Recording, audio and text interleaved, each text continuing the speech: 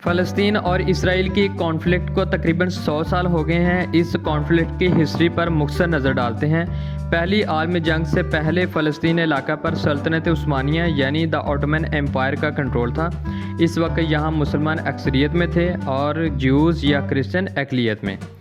पहली जंग अज़ीम के बाद सल्तनत उस्मानिया यानी द ऑटोमन एम्पायर कोलैप्स कर गई और इस खत्ते का कंट्रोल फ्रांस और बरतानिया के पास आ गया और उन्होंने इस खत्ते को आपस में तकसीम कर लिया। फ़लस्तीन बरतानिया के ज़ेरे कंट्रोल आया। इस इलाके का कंट्रोल जब बरतानिया के पास आया तो बड़ी तादाद में यहूदी यूरोप से यहाँ आने लगे। मुकामी अरब और यहूदियों के दरमियान टेंशन उस वक्त शुरू हुई जब बरतानिया ने यहूदियों के लिए यहाँ एक इलाके को मुख्तस कर दिया, यानी इस इलाके में सिर्फ यहूदी रह सकते थे। इस दौरान यूरोप में यहूदियों की तहरीक भी ज़ोर पकड़ने लगी। इस तहरीक के मुताबिक यहूदियों की एक अपनी रियासत होनी चाहिए। यहूदियत सिर्फ एक मज़हब ही नहीं बल्कि एक कौम है जिसकी अपनी रियासत होनी चाहिए। आम अल्फाज में ये कॉन्फ्लिक्ट दो ग्रुप्स के दरमियान है जो एक लैंड यानी फ़लस्तीन को क्लेम करते हैं। ज्यूज़ का कहना है कि ये उनका आबाई इलाका है, जबकि मुकामी अरब यहूदियों के इस मौक़िफ़ को रद्द करते हैं। 1920 से 1940 के दरमियान फ़लस्तीन में यहूदियों की तादाद बढ़ने लगी। यूरोप में खूनरेज़ी के बाद बेशुमार यहूदी अपनी जान बचाने के लिए इस इलाके की तरफ आए। यहूदियों की इस बढ़ती हुई आबादी की वजह से बरतानिया और मुकामी अरबों में बाकायदा एक लड़ाई शुरू हो गई। दूसरी तरफ ज़ायनिस्ट ऑर्गेनाइजेशन ने मिलिट्री ग्रुप्स बना लिए जिन्होंने दूसरी जंग अज़ीम के बाद मुकामी अरबों से रेजिस्टेंस बढ़ाकर एक अलग रियासत का मुतालबा कर दिया। इसके बाद 1947 में जब यहूदियों और अरबों के दरमियान तशद्दुद बढ़ने लगा तो अक़वाम मुत्तहिदा ने वोटिंग के ज़रिए फ़ैसला किया कि फ़लस्तीन को दो टुकड़ों में तकसीम कर दिया जाए, जिसमें एक यहूदी रियासत यानी इसराइल और दूसरी अरब रियासत यानी फ़लस्तीन हो और बैतुल मक़दस यानी जेरूसलम एक बैनुल अक़वामी शहर होगा। इस प्लान का मकसद ज्यूज़ को अपनी रियासत देना और फ़लस्तीन को आज़ादी देना था ताकि तशद्दुद पर काबू पाया जा सके। अक़वाम मुत्तहिदा के इस प्लान को यहूदियों ने तो कबूल कर लिया, लेकिन अरब ममालिक ने इसकी मुखालफत की कि आसपास के अरबों से उनका इलाका ज़बरदस्ती लिया जा रहा है। 14 मई 1948 को जब इसराइल का क़याम हुआ तो इसराइल पर अगले ही दिन जॉर्डन, इजिप्ट, सीरिया और इराक़ ने हमला कर दिया। ये पहली अरब इसराइल जंग थी जिसे अल नकबा या द कैटास्ट्रॉफी कहा जाता है। इस जंग के नतीजे में 7.5 लाख फ़लस्तीनियों को हमसाय ममालिक में पनाह लेना पड़ी और अपने घरों से बेदखल होना पड़ा। ये जंग इसराइल ने जीती और इसके कंट्रोल में वो इलाका भी आ गया जो यूनाइटेड नेशन के मुताबिक उसका नहीं था। इसराइल को अब तकरीबन तमाम फ़लस्तीन पर कंट्रोल हासिल हो गया सिवाय वेस्ट बैंक और गज़ा के। गज़ा इजिप्ट के कंट्रोल में था जबकि वेस्ट बैंक जॉर्डन के कंट्रोल में। यहाँ से अरब इसराइल की जंग का बाकायदा आगाज़ होता है जो आज तक जारी है।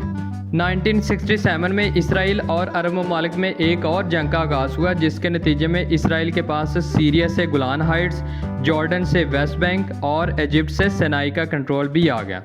इसराइल को जब फ़लस्तीन का कंट्रोल मिला तो वहाँ पे बसने वाले यहूदी फ़लस्तीनियों पर हुकूमत करने लगे। 1973 में इजिप्ट और सीरिया ने इसराइल से अपने इलाके वापस लेने के लिए उसके ऊपर दोबारा हमला कर दिया जिसे यौम कपूर जंग कहा जाता है। 6 साल बाद इसराइल और इजिप्ट ने आपस में अमन मुआहदा कर लिया जिसके नतीजे में सिनाई का कंट्रोल दोबारा इजिप्ट के पास चला गया। यूं जॉर्डन ने भी कुछ अरसे के बाद इसराइल को तस्लीम कर लिया। इन इलाकों में जहां वेस्ट बैंक और गज़ा शामिल हैं बेशुमार फ़लस्तीनी बसते हैं, लेकिन उनको अपने आबाई घरों में जाने की इजाज़त नहीं दी गई। इसराइल का कहना है कि इससे आबादी बहुत बढ़ जाएगी और उसकी रियासत को ख़तरा हो सकता है। वेस्ट बैंक आज भी इसराइल के कंट्रोल में है, ताहम इसने 2005 में गज़ा से अपनी फ़ौजें निकालनी थीं जिसे यूनाइटेड नेशन के मुताबिक आज भी मकबूजा माना जाता है। इसराइल पूरे जेरूसलम को अपना कैपिटल मानता है जबकि फ़लस्तीनी ईस्ट जेरूसलम को मुस्तकबिल की फ़लस्तीनी रियासत का कैपिटल मानती हैं। गुज़श्ता 50 साल में इसराइल ने वेस्ट बैंक और ईस्ट जेरूसलम में अपनी आबादी को बढ़ा लिया है। यहाँ तकरीबन 6 लाख के करीब यहूदी आबाद हुए हैं जिनको सेटलर्स कहा जाता है। नाज़रीन, इसराइल के कानून के मुताबिक दुनिया में किसी भी यहूदी को इसराइल की ऑटोमेटिक सिटीज़नशिप मिल सकती है। 2007 में गज़ा का इक़्तिदार हमास ने संभाला जो फ़लस्तीन का एक अस्करियत पसंद ग्रुप है। इसराइल और हमास ने एक दूसरे पर बेशुमार हमले किए जिसके नतीजे में हज़ारों फ़लस्तीनी शहीद हो चुके हैं। 2007 से इसराइल ने गज़ा की पट्टी का मुहासरा कर रखा है ताकि हमास के हमलों को रोका जा सके।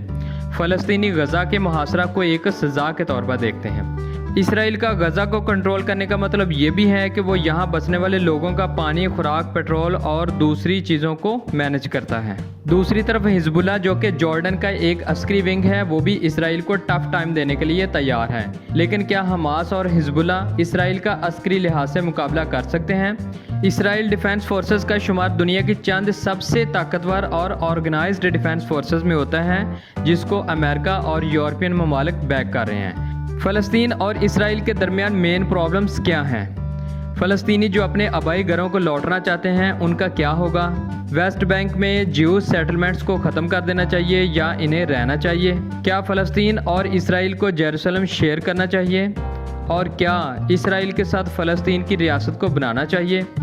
सालों पर मुहीत अब ये कॉन्फ्लिक्ट ज़ोर पकड़ता जा रहा है। जानी नुकसान की परवाह किए बगैर इसराइल फ़ज़ाई हमले कर रहा है, जिसके नतीजे में लाखों इंसानों की जानें जा चुकी हैं।